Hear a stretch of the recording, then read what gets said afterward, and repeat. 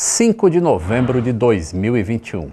As notícias de jornais falam de pandemia e o leilão da banda 5G de celular. De Santa Genoveva, em Goiânia, um King Air está se preparando para mais um voo, levando 3 passageiros e 2 tripulantes para Caratinga, em Minas Gerais. Mas o valente King Air vai se acidentar e causar uma das maiores comoções nacionais.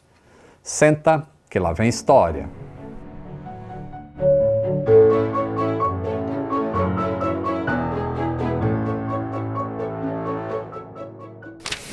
Saudações aeronáuticas, tudo bem com vocês?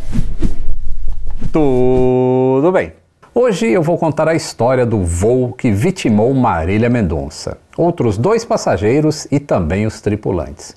Eu já contei a história com as explicações do relatório final. Está aqui, no episódio 1122 em detalhes. Neste episódio de hoje, eu vou contar o acidente de uma maneira diferente, ilustrando a linha do tempo, o que aconteceu e não como e o porquê. É uma homenagem à cantora, que se tornou a artista mais ouvida nos streamings globais com 28,6 milhões de streams e emplacou 74 de suas músicas no top 200 do Spotify no Brasil. E este canal se chama Aviões e Músicas.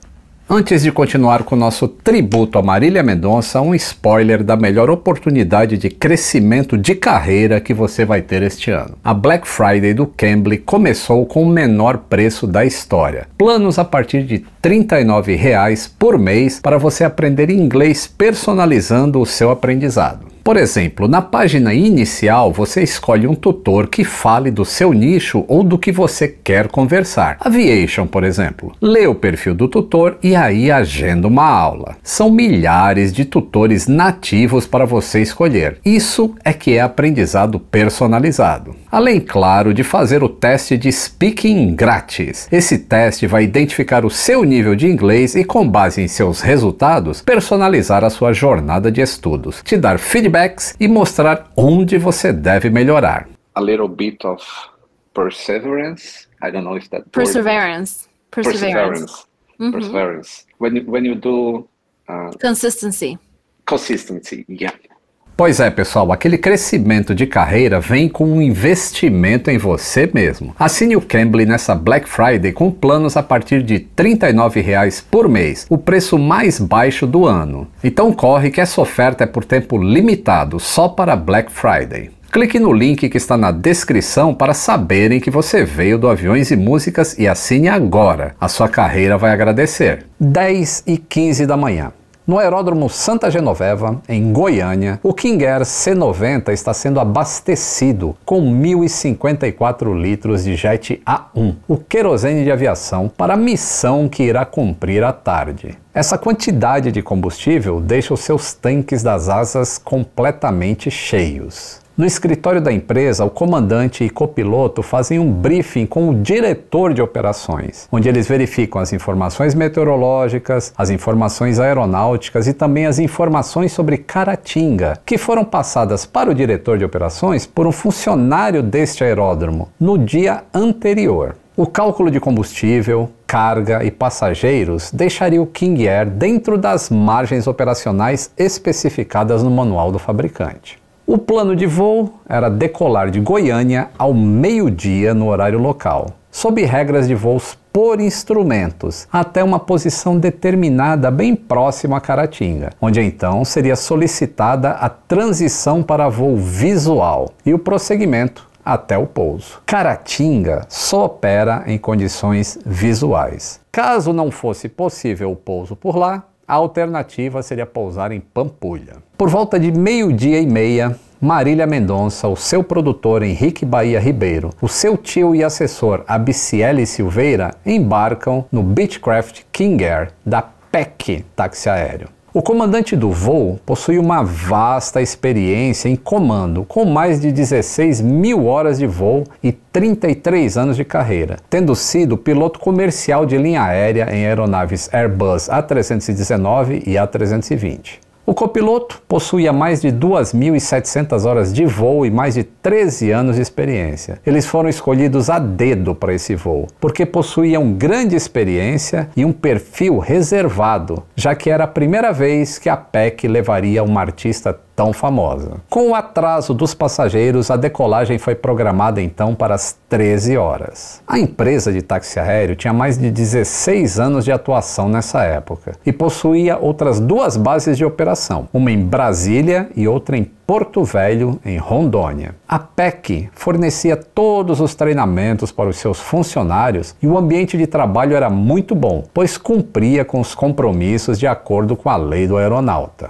Todos os manuais operacionais estavam de acordo com o regulamento para a operação de táxi aéreo. Após o embarque dos passageiros e o cumprimento dos checklists, o King Air C-90 foi acionado e se dirigiu para a pista de decolagem em Santa Genoveva. Nos comandos, o comandante. Como piloto monitor, estava o primeiro oficial. A corrida de decolagem foi normal e às 13h05 o King Air saiu do chão. A decolagem e a subida até o nível de voo 210, equivalente a aproximadamente 21 mil pés, transcorreram sem anormalidade. O voo em altitude de cruzeiro foi tranquilo e cerca de 1 hora e 50 minutos depois, o comandante iniciou a descida. A cerca de 80 quilômetros de distância do pouso, o primeiro oficial reportou a sua posição em descida para Caratinga. Como havia algumas formações meteorológicas, o comandante desviou por até 12 quilômetros para manter o voo afastado da turbulência e de áreas com chuva fraca. O último contato radar aconteceu às 3 horas e 9 minutos, quando a aeronave se encontrava a 5.400 pés. O espaço aéreo lá em Caratinga não possui controle de radar. Neste momento, o King Air estava a 25 quilômetros do aeroporto. E como este aeroporto não possui torre de controle e nem mesmo a FIS, que é um sistema de informações por rádio, os pilotos acabam anunciando a sua posição em uma frequência de coordenação, que é a 123.45 MHz. Todos os pilotos com intenções de voo naquele aeródromo sintonizam a mesma frequência e assim eles se coordenam entre si, um sabe aonde o outro está. O ingresso no circuito de tráfego possui regras conforme publicado nas instruções de comando da aeronáutica. E como não havia um tráfego conflitante quando o King Air se aproximou, os pilotos entraram no circuito diretamente na perna do vento da pista 02. E então o primeiro oficial informou a posição na frequência de coordenação, ou seja, que ele estava na perna do vento. Os flaps foram baixados para a posição de aproximação e a velocidade foi mantida em 120 nós. De acordo com o manual do operador do King Air, na aproximação na perna do vento, os pilotos baixam os flaps e, no través da pista em uso, eles baixam os trens de pouso e continuam na perna do vento por 30 segundos antes de curvar para o aeroporto. Essa distância de afastamento da pista depois de 30 segundos seria de aproximadamente 1 milha, ou 1,8 quilômetros. No entanto, a perna do vento foi alongada pelos pilotos por mais de 30 segundos, o que os deixou a mais de 4,7 quilômetros da cabeceira da pista. É provável que essa decisão tenha sido tomada para fazer uma aproximação mais segura. No entanto, o afastamento, mantendo-se a altitude do circuito de tráfego, deixou a aeronave em uma situação de baixa altura em relação ao terreno. O King Air, então, fez a curva e se alinhou com a pista de Caratinga para o pouso. Colocou os flaps na posição de pouso e prosseguiram. Mas no meio do caminho havia torres de transmissão de energia elétrica sem sinalização, porque estavam fora da área de proteção do aeródromo. Enxergando apenas a pista à frente, todos esses fios ficaram transparentes pela falta de contraste com a vegetação. A colisão se deu no cabo de para-raio da torre e criou uma desaceleração violenta no avião, além do giro em pleno ar. Sem sustentação, a aeronave caiu logo à frente das torres, ao lado de uma cachoeira. Terminava assim a vida dos ocupantes do King Air. Era mais ou menos 15h30. Por volta das 16h30, a assessoria da artista emitiu um comunicado à imprensa informando que todos os ocupantes do avião tinham sido resgatados e estavam bem. Mas essa informação foi logo desmentida pelos bombeiros, que atestaram que todos haviam sofrido ferimentos fatais. Todos os detalhes do porquê aconteceu esse acidente, quais foram os elos da corrente que levaram até esse acontecimento, estão no episódio 1122 e 1123. Esta é a apresentação da história desse voo. Horários de decolagem, de pouso, desvios, curva, o alinhamento com a pista final e a colisão sem enxergarem os cabos das linhas de transmissão. Se você não sabia dessa história condensada, deixa o like se curtiu e se inscreva no canal, além de considerar apoiar. O apoio é muito importante para a gente continuar fazendo essas produções com imagens, contando uma história, ainda que curta, sobre acidentes que marcaram a história de aviação e que trouxe aprendizados. Inclusive os aprendizados desse acidente estão nestes 2 episódios que eu deixei aí nos cards, tá bom? Um grande abraço e até o próximo voo!